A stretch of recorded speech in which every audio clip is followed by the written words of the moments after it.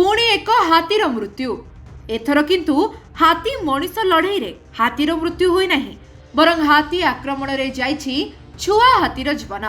सुंदरगढ़ जिला Koida range गणुआ forest beat रे हाथीर मृत्यु होइछि। मालदा जंगल रे दंता हाथी आक्रमण रे छुआ हाथीर मृत्यु होइतिबार देखिबाकु मिलिछि।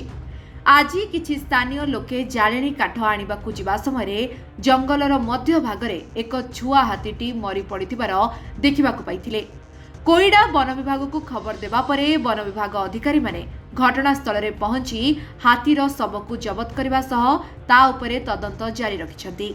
सेपटे बणाई डीएफओ ओ उपरस्थ अधिकारी घटनास्थल रे पहुंची जाइछन्ति। तदंतरु जणा पड़िला जे हाथीटी छुआ जन्म देबा परे एक दंता आक्रमण करी छुआटी को मारी दिछि।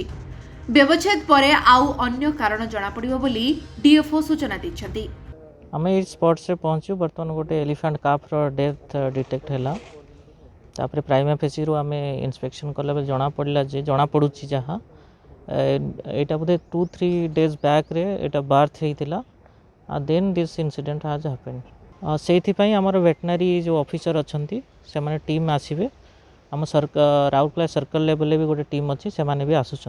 सर ये प्रश्न उठुची जे वेटनरी माने 26 दिन है वेटनरी डॉक्टर माने स्ट्राइक रे बसचंती एबे पोस्टमार्टम करिवो कि जो प्रोसीजर हिसाब रे 3 जण वेटनरी डॉक्टर रहिबा कथा से माने अपन केमि अरेंज करचंती। सेथि पई आमे सीडीएमओ जो अछंती सीडी चीफ वेटनरी ऑफिसर्स तांको सहित भी कथा होइछु से माने जण को अरेंज करके पठाउछंती जण वेटनरी ऑफिसर ता सहित आम सर्कल लेवल रे गोटे मोबाइल वेटनरी टीम अच्छी सेठी जण डॉक्टर अछंती तो 2 जण डॉक्टर एंड आमर जण बायोलॉजिस्ट अछंती प्लस जो हेल्प करिया पई जो एलआई टीम अछंती से माने भी अछंती से माने सब आछंती।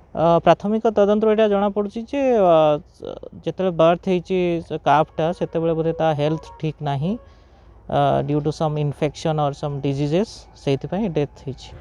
Bureau report live live Odia.